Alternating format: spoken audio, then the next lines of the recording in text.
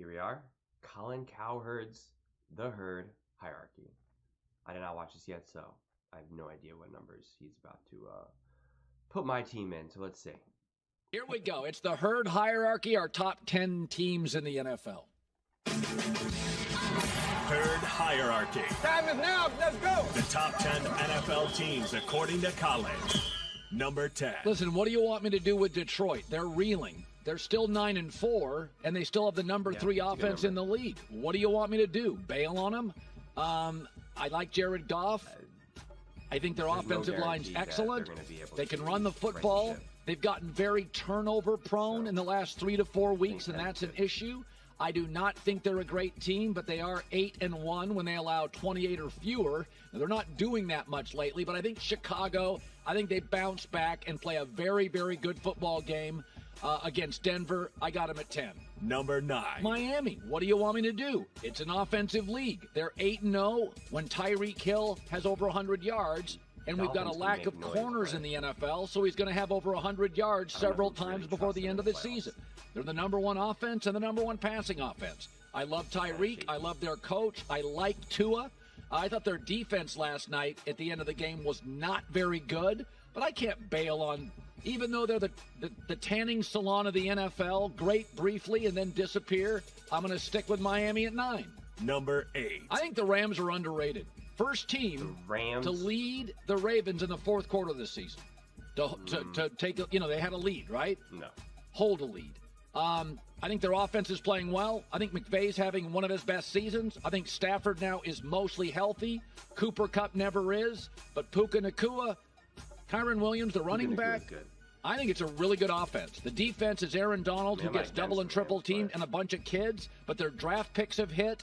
I don't think this team, it would not shock me if they won a playoff game.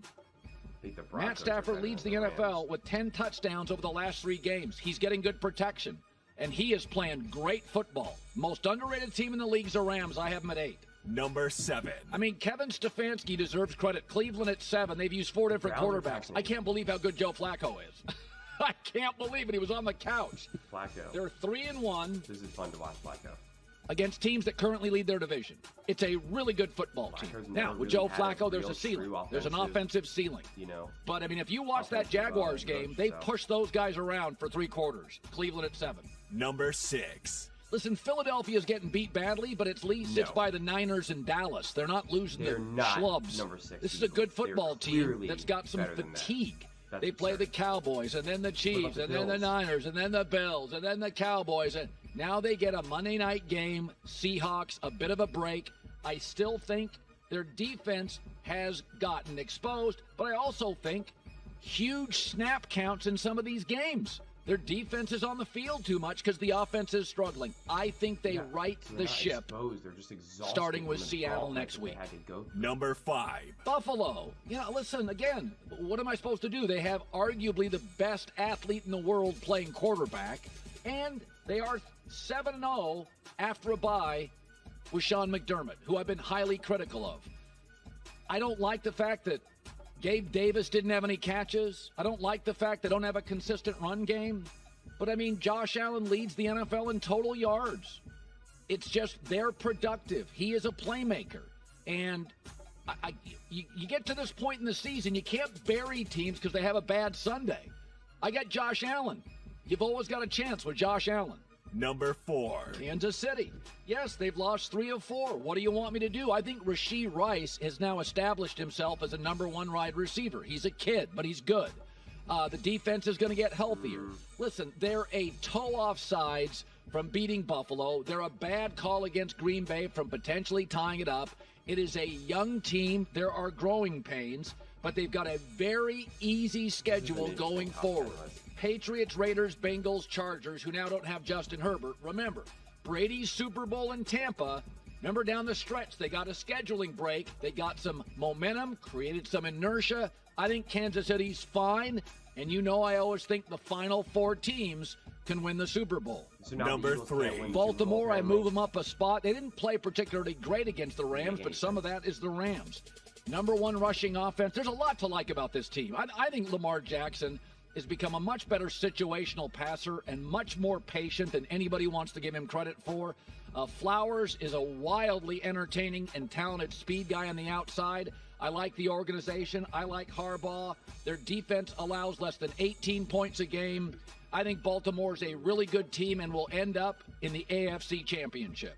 Number 2. Dallas. Never really loved Dallas. Now they got a great kicker, so that takes some of my concerns about situational football and Mike McCarthy away. Send him out to kick a 58-yarder. That's a real deal there in Dallas. That takes away a lot of those go for it, not go for it moments. Just send the kicker out and get 3 points. And I also think their offensive line is a mix of old and new. Their receiving core, old and new. There's a lot to like. I think since the bye, they've been a different football team. You got to give Mike McCarthy credit, and I've always liked Dak, never loved him. This year, I love him. Number 1. I mean, what are we talking about? They're 17-0 are the Niners when Purdy, McCaffrey, and Debo are healthy, including the playoffs. 17-0. It is easily the best roster. And Purdy now in his second year of starting games has grown. There's not a lot of criticisms here. There really isn't. I've even had to acknowledge with Brock Purdy, he makes too many big-time throws to not be considered a franchise quarterback. And they just don't lose games. I'm going to tell you something.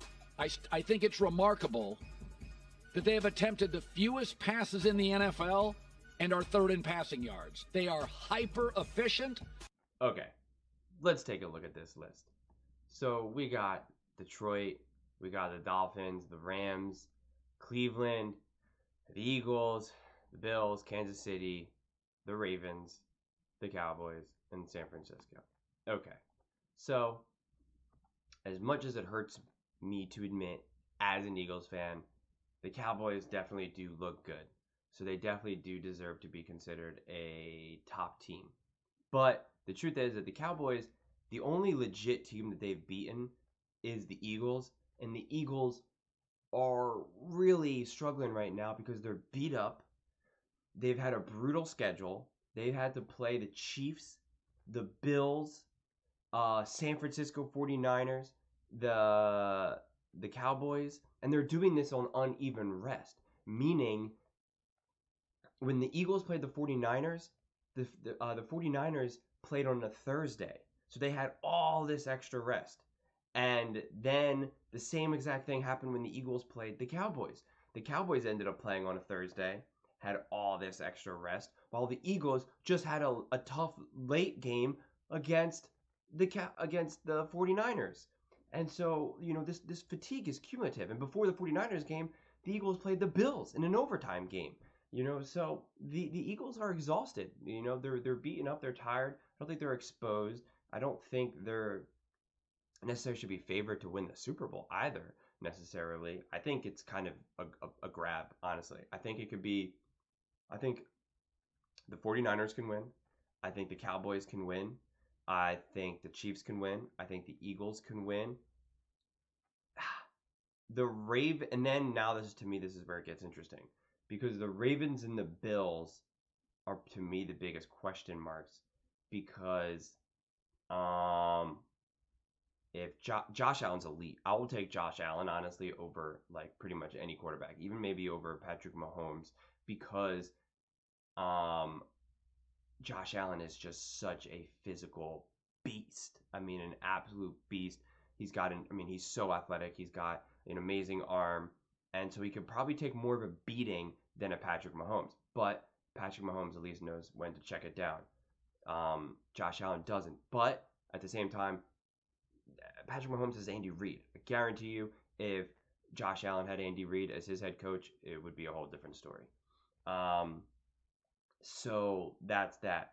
The Cowboys, who trusts the Cowboys in the playoffs right now? I mean, the Cowboys have never been able to really show up in the playoffs. They've always played well during the regular season, right? They are always in the playoffs, making noise in the regular season, not so much in the playoffs. They make noise, but the wrong kind of noise, right? They're always messing up. So who's to say that we believe that the Cowboys are all of a sudden going to put it all together? So I don't know. It's Dak never really seems to truly show up in those moments, and who knows if he can actually handle it. Same thing with the Ravens. The Ravens, we've never really seen Lamar Jackson do anything in the playoffs because he's always been injured and banged up, or a rookie, first year or whatever. So that's it's hard to really say. So if you were forcing me you said you had to pick a team right now who's going to win, I would have to pick the 49ers. They have the most complete roster. They have an elite coach. They have elite weapons. And Brock Purdy, I'm not going to say that he's elite, but he is really good. I think he's a good quarterback and he can get the job done. And that's really what it gets boiled down to. When you have weapons and a great coach as a quarterback, it's just, can you minimize mistakes and just do what you're asked to do? And that's what Brock Purdy can do. So that's all you need, right? The 49ers don't need a Patrick Mahomes. They don't need a Josh Allen. They just need someone who can drop back, throw, drop back, throw, handoff, drop back, throw, check it down, throw the ball away. Just smart football. And that's the thing. When you're not an athletic freak like a Patrick Mahomes or a Josh Allen, you don't rely on your athleticism and your insane speed and an insane arm to win games. And that's not Brock Purdy. He doesn't have that skill set, so he doesn't have that mindset. So he just does what needs to be done.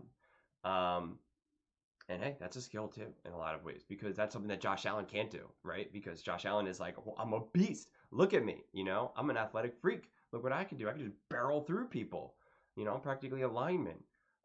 So, and then again, then you have Miami. People probably like, what the heck? And other people are probably also thinking, where are the Jaguars? Jaguars are considered to be a great team, but, who believes that the Jaguars are really going to be able to do anything in the playoffs? And it's the same thing with the Dolphins. I mean, the Dolphins are just not physical enough. And once you hit the playoffs, it gets physical. And depending on where you're playing, you might be playing, in a cold, poor weather area, on a cold night. And when that happens, it's a different ball game.